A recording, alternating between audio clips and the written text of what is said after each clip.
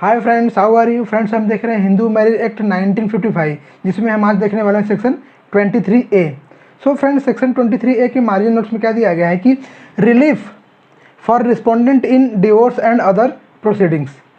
Relief for respondent in divorce and other proceedings means विवाह विच्छेद और अन्य कार्यवाहियों में प्रत्यर्थी को अनुतोष। फ्रेंड्स, सेक्शन 23A को हिंदू मैरिज एक्ट में 1976 में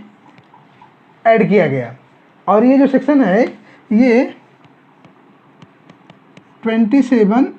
में 1976 से जो है वो इफेक्ट में आ गया। मीन्स जो सेक्शन 23A ये जो है 27 मई 1976 से लागू हो गया है। फ्रेंड्स, सेक्शन 23A को हिंदू मैरिज एक्ट में इंसर्ट करने का मेन रीज़न है सूट्स की मल्टीप्लिसिटी को रोकना, क्योंकि कभी कभी क्या होता है कि सेम ग्राउंड पे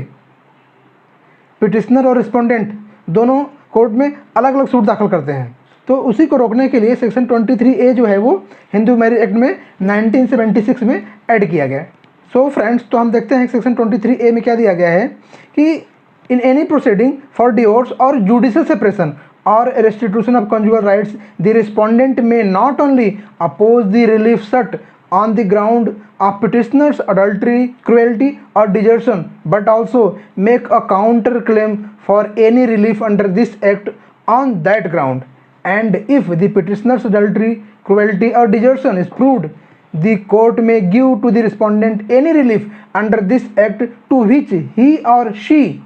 would have been entitled if he or she had presented a petition seeking such relief on that ground. Friends, इसमें एक वर्ड आया काउंटर क्लेम। तो काउंटर क्लेम मीन्स क्या होता है? सपोज पिटिशनर ने कोई क्लेम किया तो उसी सूट में रिस्पोंडेंट को भी राइट है कि वो पिटिशनर का अगेंस्ट काउंटर क्लेम कर सके। मीन्स पिटिशनर के वाद पे रिस्पोंडेंट का प्रतिवाद। तो सेक्शन 23A में क्या दिया गया है कि in any proceeding for divorce और जुडिशियल सेपरेशन और restitution of conjugal rights means तलाक, न्यायिक पृथक्करण अथवा दाम्पत्य अधिकारों के पुनर्स्थापना के लिए दाखिल की गई किसी भी प्रोसीडिंग में आगे क्या दिया गया कि the respondent may not only oppose the relief sought on the grounds of petitioner's adultery, cruelty और desertion, but also make a counter claim for any relief under this act on that ground. तो इसमें आगे क्या दिया गया है कि respondent जो है वो पिटिशनर के अडल्ट्री, क्रुएल्टी और डिजर्शन की ग्राउंड पे उसके पिटिशन को सिर्फ अपोज ही नहीं कर सकता, बल्कि उसी ग्राउंड पे पिटिशनर के अगेंस्ट किसी रिलीफ के लिए काउंटर क्लेम भी कर सकता है। और इसमें आगे क्या दिया गया है कि and if the petitioner's adultery, cruelty और डिजर्शन इज प्रूव्ड, अगर पिटिशनर की एडल्ट्री, क्रुएल्टी और डिजर्शन प्रूव होता है तो आगे क्या दिया गया कि the court may give the respondent any relief under this act which he और she would have been entitled if he और she had presented a petition seeking such relief on that ground. और अगर petitioner की adultery, cruelty और desertion prove होता है तो court इस एक्ट के अधीन रिस्पोंडेंट को ऐसा रिलीफ दे सकेगा जिसके लिए रिस्पोंडेंट उस दशा में हकदार होता है, फिर हकदार होती, अगर उसने इस एक्ट के अंदर उसी ग्राउंड पे पिटिशनर की तरह उस रिलीफ के लिए पिटिशन दाखिल किया होता। सो फ्रेंड्स, सेक्शन 23A में दिया गया है कि डिवोर्स, जुडिशियल सेपरेशन अथवा रेस्टिट्यूशन ऑफ कॉन्जुगल राइट्स के लिए अगर कोई पिटिशन दाखिल होता है तो रिस्पोंडेंट जो है ना सिर्फ पिटिशनर के अडल्ट्री, क्रुएल्टी या फिर डिजर्शन के आधार पे पिटिशनर द्वारा मांगी गई रिलीफ को अपोज कर सकता है, बल्कि उसी ग्राउंड के आधार पे रिस्पोंडेंट जो है वो पिटिशनर के अगेंस्ट किसी रिलीफ के लिए काउंटर क्लेम भी कर सकता है। और अगर रिस्पोंडेंट जो है वो पिटिशनर की एडल्ट्री, क्रुएल्टी या फिर डिजर्शन को प्रूव कर देता है तो कोर्ट जो है इस एक्ट के अधीन रहते हुए रिस्पोंडेंट को ऐसा रिलीफ दे सकेगा जिसके लिए रिस्पोंडेंट जो है वो हकदार होता है, फिर हकदार होती, अगर उसने इन्हीं ग्राउंड पे रिलीफ के लिए कोर्ट में पिटिशनर की तरह पिटिशन दाखिल किया होता। मीन्स अभी तो वो रिस्पोंडेंट है तो भी कोर्ट उसको रिलीफ देगा, वह रिलीफ जो रिस्पोंडेंट को मिलता अगर रिस्पोंडेंट जो है वो पिटिशनर की तरह पिटिशन दाखिल करता उन रिलीफ के लिए। मीन्स इस सेक्टर में यही दिया गया है कि रिस्पोंडेंट को किसी रिलीफ के लिए पिटिशनर के अगेंस्ट अलग से पिटिशन दाखिल करने की ज़रूरत नहीं है। अगर उसने एज ए रिस्पोंडेंट पिटिशनर के पिटिशन को अपोज किया और उसमें ही काउंटर क्लेम किया, और अगर उसने उसके क्लेम को प्रूव किया, तो कोर्ट जो है वो रिस्पोंडेंट को वही रिलीफ देगी जिस रिलीफ का पिटिशनर हकदार होता है, फिर हकदार होती, अगर उसने पिटिशनर की तरह उन सब रिलीफ के लिए पिटिशन दाखिल किया होता है। सो फ्रेंड, इसको हम एक एग्जाम्पल द्वारा समझते हैं। सपोज एच मीन्स हस्बैंड और डब्ल्यू मीन्स वाइफ, ठीक है, ये दोनों हस्बैंड वाइफ हैं। तो सपोज हस्बैंड ने वाइफ के अगेंस्ट एडल्ट्री, क्रूएल्टी और डिजर्शन के ग्राउंड पे डिवोर्स, जुडिशियल सेपरेशन या फिर रेस्टिट्यूशन कॉन्जुगल राइट्स के लिए पिटिशन दाखिल किया, ठीक है। तो इस पिटिशन में जो वाइफ है,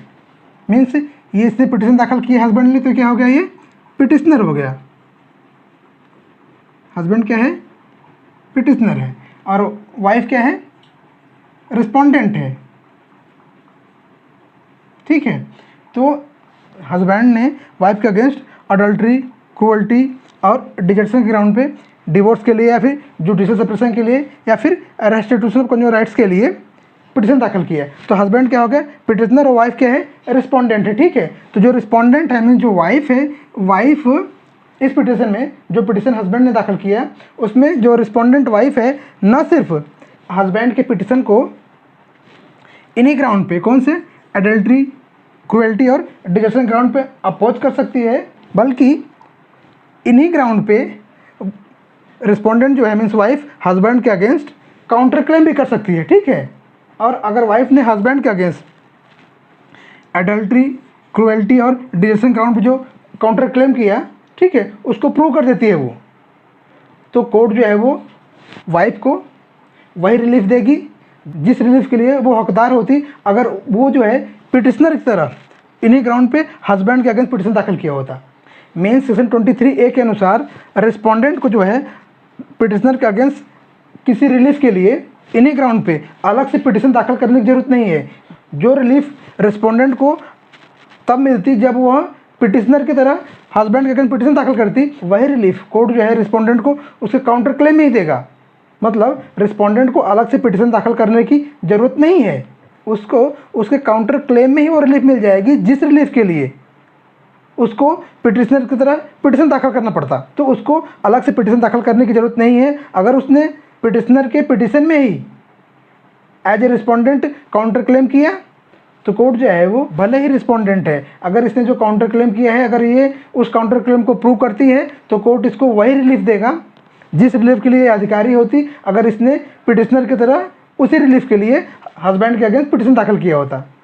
और इसका उल्टा अगर जो है वाइफ जो है वो पिटिशनर हो जाती है और हस्बैंड जो है वो रिस्पोंडेंट हो जाता है। सपोज वाइफ जो है हस्बैंड के अगेंस्ट अडल्ट्री, क्रूअल्टी और डिजर्शन ग्राउंड पे डिवोर्स के लिए, जुडिशियल सेपरेशन के लिए, फिर रेस्टिट्यूशन ऑफ कॉन्जुगल राइट्स के लिए कोई पिटिशन दाखिल करती है, तो हस्बैंड को जो है हस्बैंड को राइट है कि ना सिर्फ इसके पिटिशन को अपोज करे बल्कि अपोज करने के साथ साथ उसी पिटिशन में हस्बैंड जो है on the ground of adultery, cruelty और डिजर्शन काउंटर क्लेम कर सकता है। और अगर हस्बैंड जो है वो उसके क्लेम को प्रूव करता है मीन्स उसके क्लेम को साबित करता है तो कोर्ट जो है हस्बैंड को वही रिलीफ देगी जिस रिलीफ के लिए हस्बैंड हकदार होता अगर वह उन सभी रिलीफ के लिए पिटिशनर की तरह पिटिशन दाखिल करता। भले ही इस केस में हस्बैंड जो है वो रिस्पोंडेंट है, लेकिन कोर्ट जो है वो वाइफ के पिटिशन में हस्बैंड को वही रिलीफ देगी जिस रिलीफ के लिए हस्बैंड हकदार होता अगर husband as a petitioner wife के अगेंस्ट पिटिशन दाखिल करता है। सो फ्रेंड्स, आज के लिए बस इतना ही। हम फिर मिलेंगे अगले लेक्चर में हिंदू मैरिज एक्ट 1955 की एक नई प्रोविजन के साथ। तब तक के लिए नमस्कार।